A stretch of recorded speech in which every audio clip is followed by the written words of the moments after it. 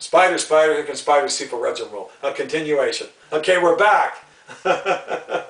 We're back. We got to do it because of what's going on with Atlantic Schooners. We have to do this, and that was a big session, and I got into it. And I was ad lib, of course, all off my tongue. Don't even look at notes. Nothing. Don't do anything. Just all off my tongue. So that's the way it is with me, and that's what I'm doing. That's why there's no remix, they're all live takes, okay? So here we are. So we're back. I was going to fool people with this Mexican cane, right? But I didn't do it. I used to do that. That's why I had that out here, but I didn't do it. That's going to be a little innovative. Oh yeah, there you go. Slap me.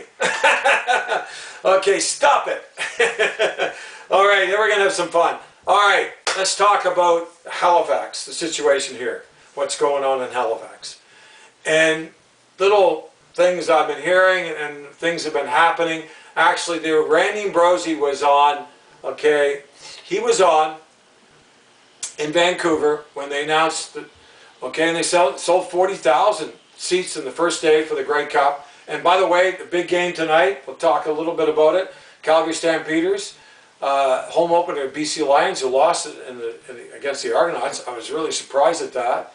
And Ottawa Redblacks in that big rainstorm delay, beating Winnipeg Blue Bombers, have lost 2 games. And the Alouettes winning their home opening in Winnipeg, 30,000, but nice crowd. They played fantastic, and they won last night in Edmonton. Okay, so they're 2-0, and the Bombers they've lost 2 games. So it's going to be interesting what's coming up. And tonight's game is going to be rocking in BC Place. They got close, almost sold out. I guess over 52, 53, 54,000. I think it holds total. Tickets sold. Can you imagine that? And they got an opening act. I guess a rapper, 50 Cent guy, whatever you call him. And there's a big crowd. And the Stampeders, can they come up big and silence the crowd? Let's see. I'm going to watch that more than the hockey game because the Oilers are down 3-0. I know. I should probably know. I'm going to watch the CFL game. Seriously. I'm going to watch CFL. 3-0 football. I don't watch NFL football. I only watch CFL football. Okay, so that's why I have a lot of passion. I put 5 years in my CFL Red Zone rule. I did my homework, okay, with a big survey I did.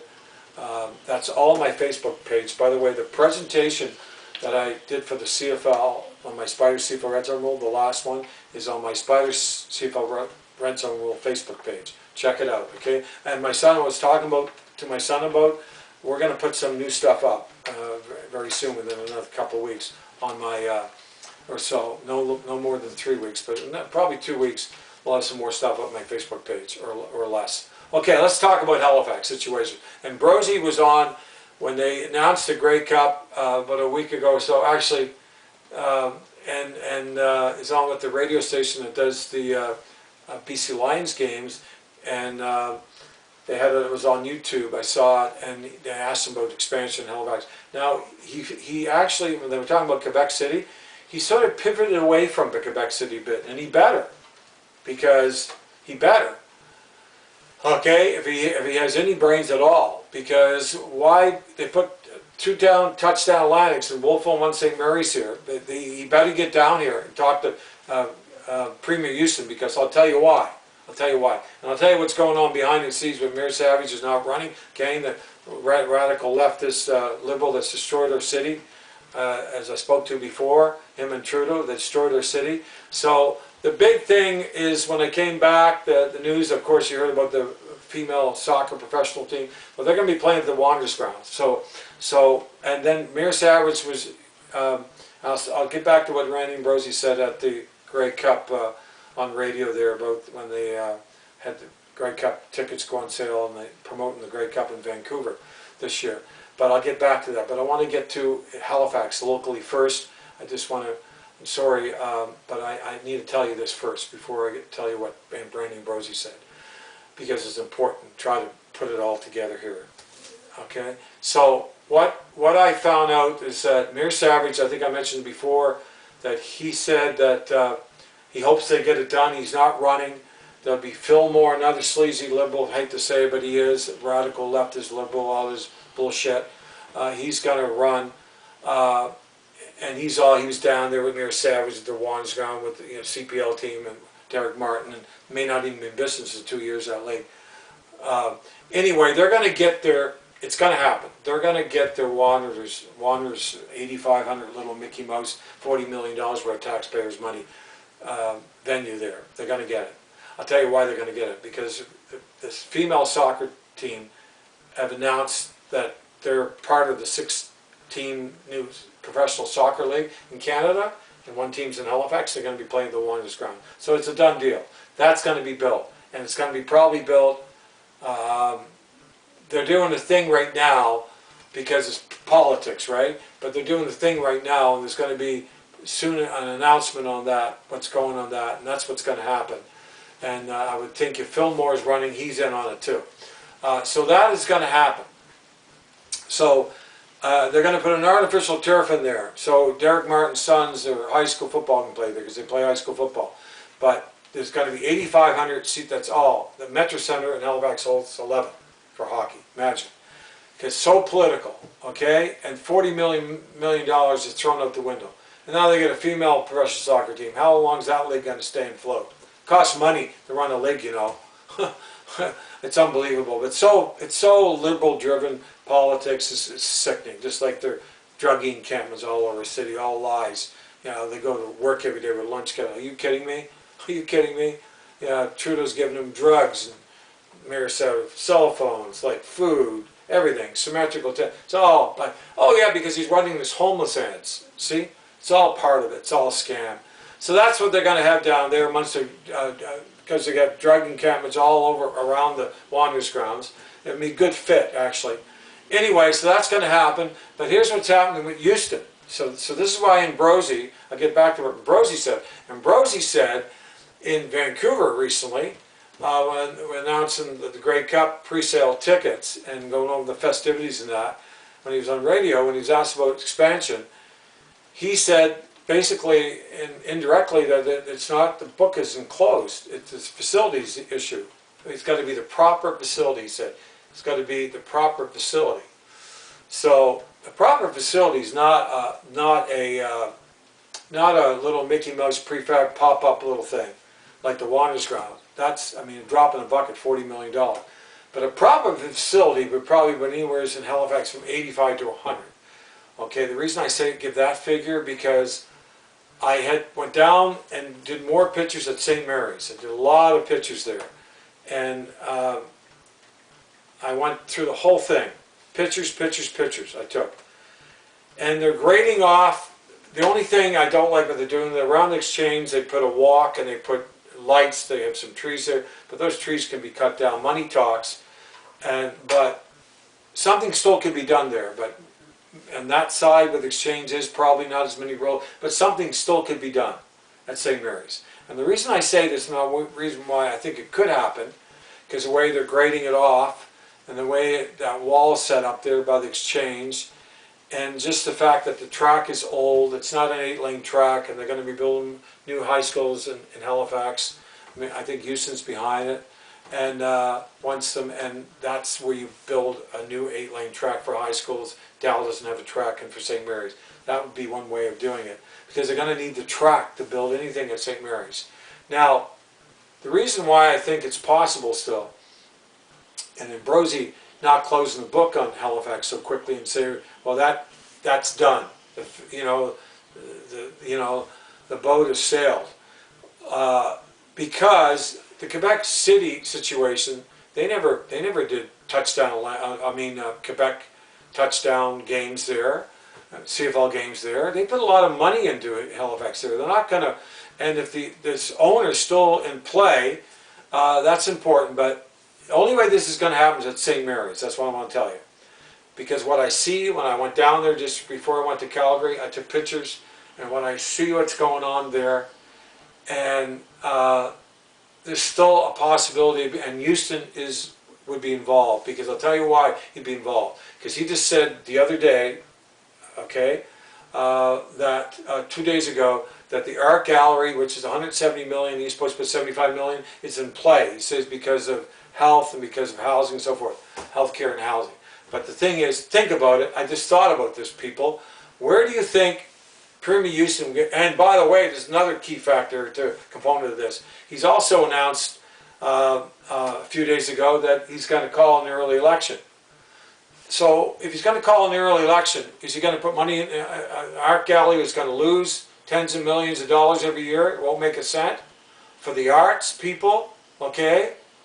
Or is he going to put money into a stadium in St. Mary's for a CFL team, okay? What would give him more votes? Well, I already sent an email on this and told him that I think he would get a tremendous amount of votes if he did that. And he went to St. Mary's as an alumni, and he's already invested in St. Mary's. And because, too, I think this is going to happen, and it may not still, but I think it could happen because of this reason, too. Derek Martin said in a podcast that he reached out, and so has Sleazebag Mayor Savage, but I forgot to say what Sleazebag Mayor Savage said when they, okay, because he's not running, because he's bad news, he's corrupt, and anyway, and with Trudeau, they've ruined their city. He says, "Oh, I hope they do the Wanderers Ground thing we want it for soccer, CPL, Derek Martin's team, we want it for rugby." Didn't even say anything about the CFL. So this is why I think there's a possibility that this is still in play. A team for Halifax, a 10th CFL franchise, and some sort of stadium configuration at St. Mary's. And I hope it'll be 85 to 100 million, because then they could build something decent there. Okay? The reason I say this is because it's a done deal with the Wanderers Grounds, with the CPL, now a women's professional soccer team. That's going to happen. Okay? So here's another very important point. Houston is not. Derek Martin and Mayor Savage reached out to Houston on the Wanderers Grounds CPL Mickey Mouse little fabricated little thing, 85, and Houston hasn't never said a word about it. Why would he? What if you're a premier of a province, would you rather have a CFL franchise and a possible Grey Cup game here someday? Okay, in the future, 4 years in existence as a new franchise, Atlantic Schooner, new CFL 10th CFL franchise, or put money into the Wanderers Grounds, where they're only building him on 85 because he wants that perfect amount, because he's not even going to get, he doesn't even get 4,000. He says he gets 5, 6, he gets 4,000. He's a liar up there with Martin. And he's very shabby. So Premier Houston's not going to do that.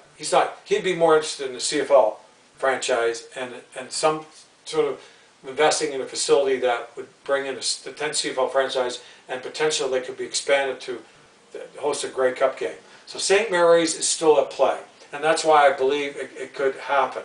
And because Houston would get way more votes, and I said that to him in an email, and I sent him my model, because all these pictures I did, I sent him an updated model of what it should be and how it could be built. And I'm talking like 22,000 seats to 24,000 permanent seats, and that's like 10,000 on the side with exchange, with a double-decker, and so on the other side where the buildings are, with alumni lounges, you can incorporate that with a concourse, and also an open concourse with skyboxes on the other side too. And the problem is that exchange building, but you'd have to come down from probably the 40-yard line and go down into the end zone and corner it and do a double-decker with a concourse, and that would be a nice portion to put a roof over that portion. But on the other side where the buildings are, with alumni lounges, incorporate that. On the concourse floor, washrooms, permanent washrooms, and the concession, same on the main side with the hangar and the double-decker.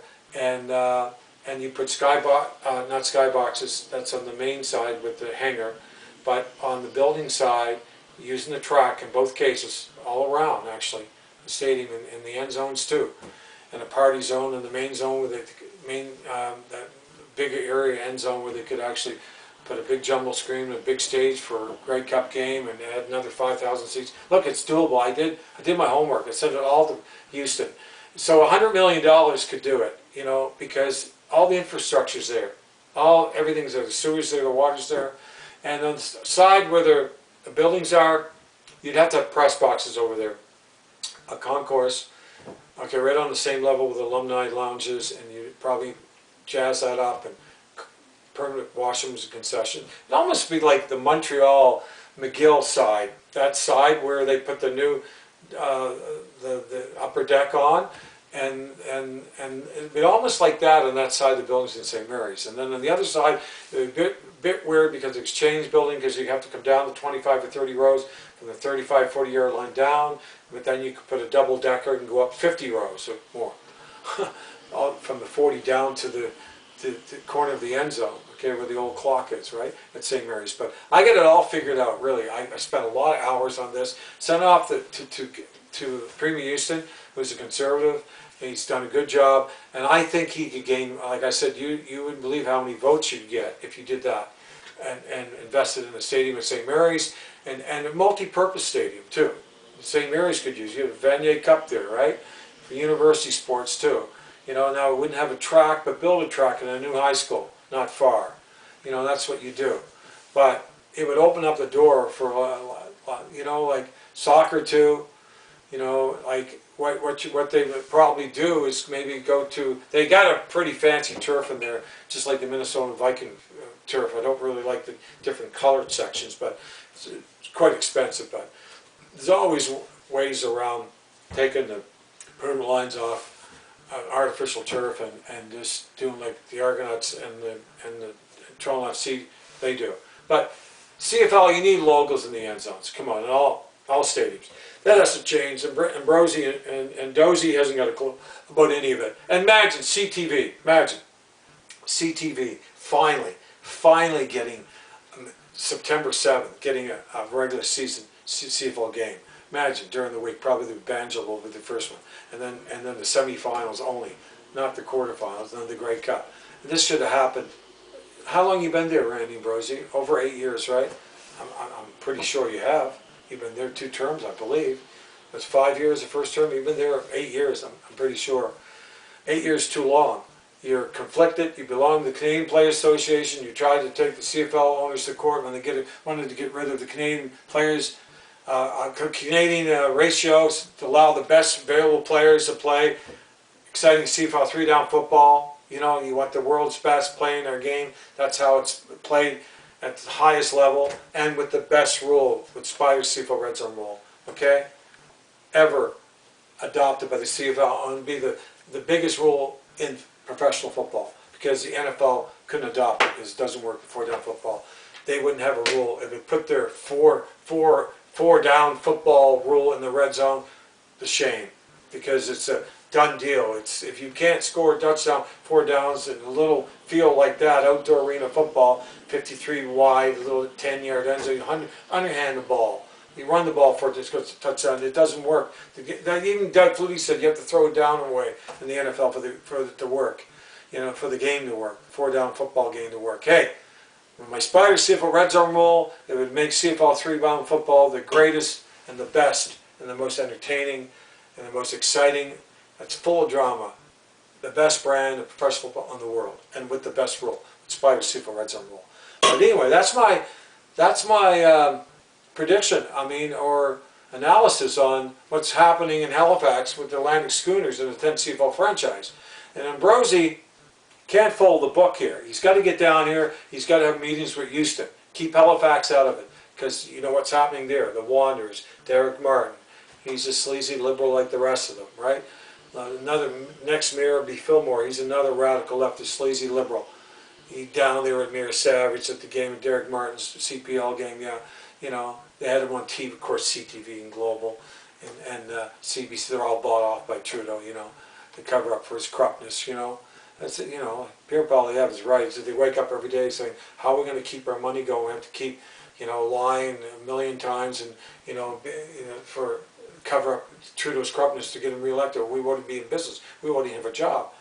Well, Pierre Poilievre's doing the right thing, shutting down CBC. What they get? 3%? That's all they get watching it in Canada? Come on. And they're so corrupt. All three are being bought off. Global, CTV, and CBC. Anyway, I don't want to talk about that, but you know what's going on in the States. It's the same thing. It's so corrupt. It's unbelievably corrupt. Same, you know, Trudeau's a carbon copy of you-know-who down in the States, right? You know, I won't say it, but everybody knows. You know, use both sides of your brain in stereo, or truth is being suppressed, okay, deliberately. Okay, they want you to use one side. They lie to you a million times. Then they think you'll believe their lies and their corruptness. Not I. Anyway, let's get back to football. Okay, and Atlantic Schooners. Hey, the 10th CFL franchise. How about we shoot for 2026? What do you think? What do you think? St. Mary's is ready to go. I get all the pictures. I did all the pictures. It's all ready to go, all of it. You know, and it's ready to be constructed. You just need a good architect, good designer, good engineer, and it's all ready to go. And it can be done easily. I have a friend that's an architect. I should go to him and get him to do it for me, and just use everything that I say can be done there, that I believe can. I did my homework. I did measurements, everything. And take it to him and get him to design it. Imagine, if I run into him again, he's a good friend of mine, Thaddeus, I'll ask him if he'll do that for me. And he probably will. We have to probably get some, I have the pictures, you know, you can just enlarge them and just, you know, insert it in, you know. But anyway, we need a 10th CFL franchise, okay? We need the Canadian ratio to be abolished. We need the one-year contracts to be gone.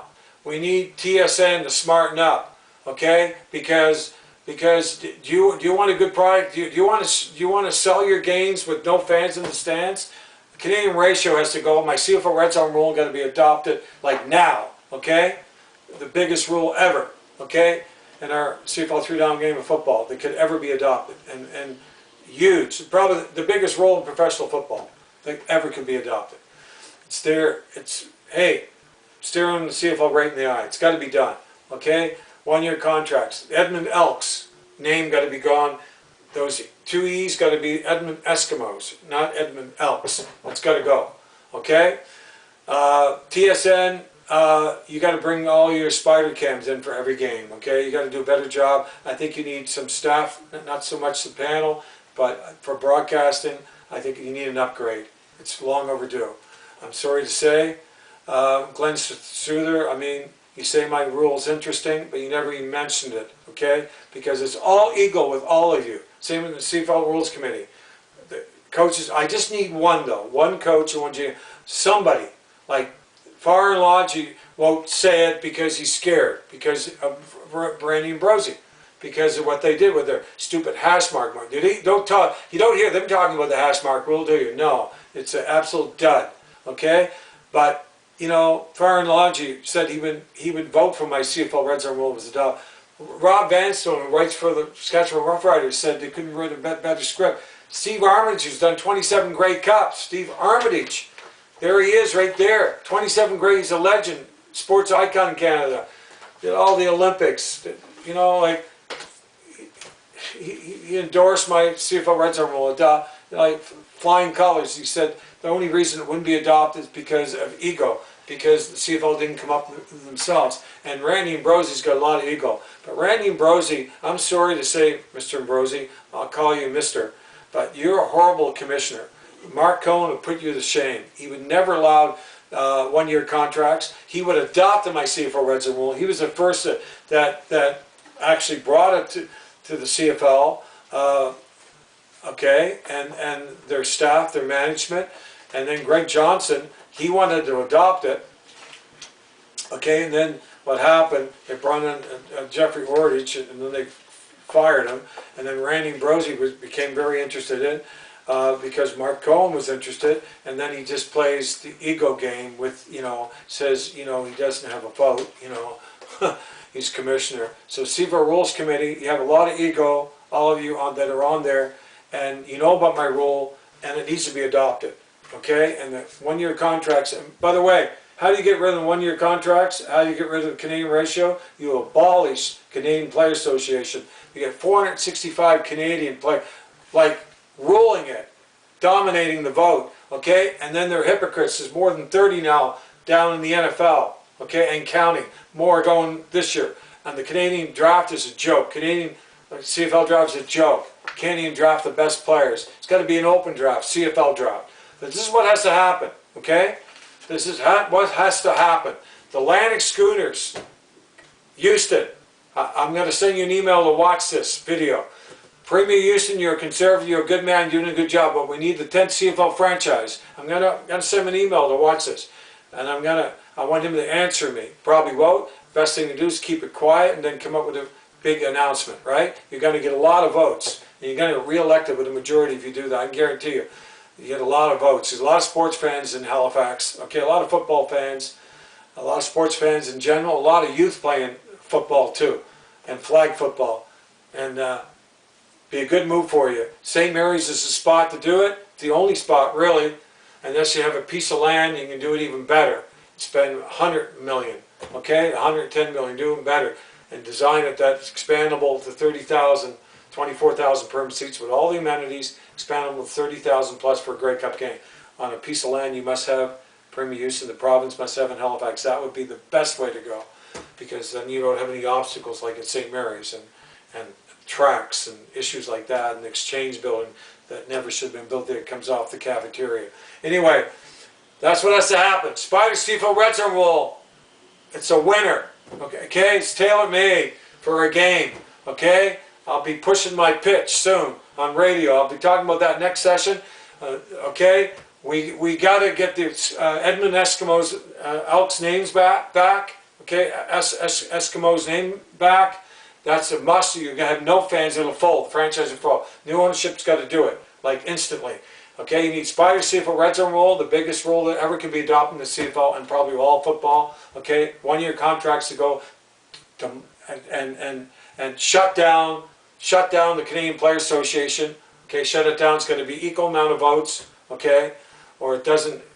It's got to be shut down completely, and just bring in all American players and make the Canadian players that want to play, make them have to make a CFL team. That's what they should have to do now, not because of their passport, because of ridiculous handcuffing Canadian Players Association. I mean, Canadian players and Canadian Players Association handcuffing, dictating Canadian ratio. Okay, guaranteed Canadian ratio, ridiculous. 8 now 9 with the global bullshit. Okay, and half the team got to be Canadian with the Canadian ratio. It's got to go. Spider CFL Red Zone Rule.